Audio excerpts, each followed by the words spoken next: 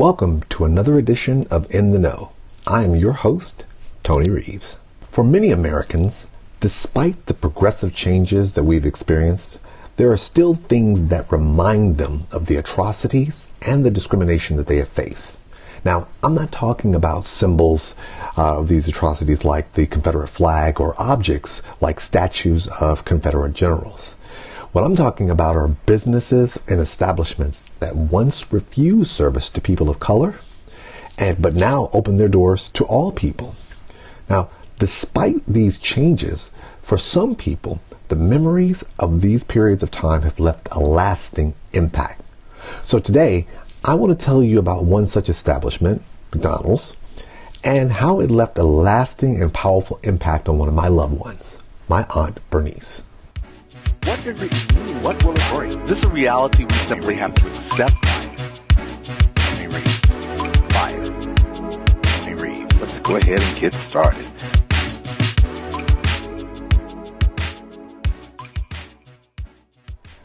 Now, if you speak about McDonald's today, you can find many efforts by McDonald's and its initiatives to support various initiatives for people of color, like its 365 Black initiative, which talks about Black History Month 365 days a year, or its long-standing history of supporting historically Black colleges and universities through scholarships, partnerships, as well as their presence on campuses. McDonald's has taken pride in being extremely proactive in its role and its impact on assisting and promoting and serving a part of the African American community. However, McDonald's was not immune from the effects of Jim Crow laws during the 50s and the 60s. As such, prior to the Civil Rights Act and the landmark decisions such as Brown versus Board of Education, McDonald's, like other establishments, refused services to people of color. Which brings me to my hometown of Pine Bluff, Arkansas, and my great aunt, Aunt Berniece McGee. In my small hometown of Pine Bluff, Arkansas, for many years there was only one McDonald's. Located on Main Street, approximately 2 blocks from Pine Bluff High School, McDonald's was in the heart of this sleepy southeast Arkansas town of approximately 40,000 people. Also in my small hometown was my great aunt, Berniece Brown McGee. Born in 1927, my Aunt Berniece spent the duration of her life in Pine Bluff until her passing in 2011. Living in the South and experiencing Jim Crow, the Civil Rights Movement, and integration, my Aunt Berniece experienced firsthand the transition from a segregated society to an inclusive society. However, the scars of that experience would always remain. Which brings me to why it's important to recognize that even though policies change to benefit people, the trauma of those experiences, as well as the reminder of that trauma, may last for years. Now, when I was in high school back in the 80s, McDonald's was a positive staple in my life. Many of my classmates, whether they be Black, white, or other, found themselves going to get their first job at McDonald's. McDonald's was very supportive of all communities in my hometown. In addition, McDonald's was considered the local high school hangout spot. As such, McDonald's during my generation and my lifetime was a powerful representation of inclusivity, and that's how it was viewed through the eyes of my generation. However, not so much for my Aunt Berniece. When I was in high school, I would regularly ask her a few times if she would like me to pick her up something to eat from McDonald's, and she would regularly refuse. Now, for me, that was a confusing denial. I mean, come on now, this is McDonald's.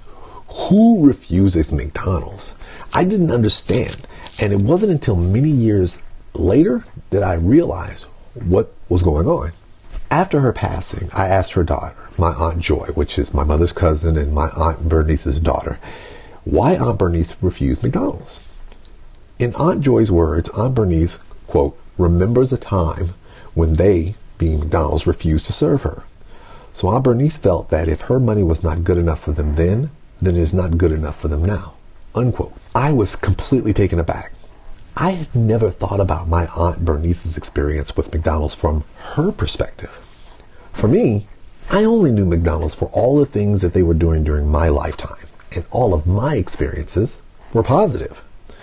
However, my aunt's experiences were not all positive, and for her, the Golden Arches was a constant reminder of a business that once refused service to someone who looked like her. It was at this point that I realized that even though McDonald's had made some great changes and great strides and had created a powerful new image for itself, there were still people like my aunt who still have a vivid memory of a time when those same establishments was not so open.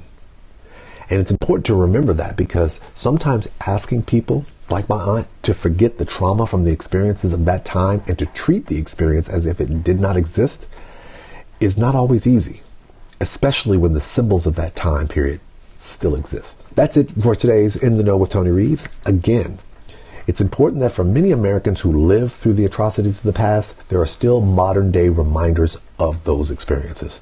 And it's also important to remember that despite the efforts to atone for those atrocities, those experiences, memories may remain despite the progressive efforts made. Now, I want to also thank you, our listening audience, for tuning in. If you have Instagram, Facebook, or Twitter, type in my handle and follow me at My Name is Reeves for more interesting content and for more developments in the future.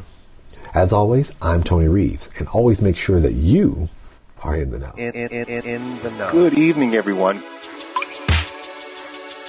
the know. Tony Reeves. Tony Reeves. Tony Reeves. Tony Reeves. Fire. Following the news in any way, shape, or form. No shortage of things to talk about. What does it mean? What will it bring? This is a reality we simply have to accept. Tony Reeves. Fire. Tony Reeves. Let's go ahead and get started.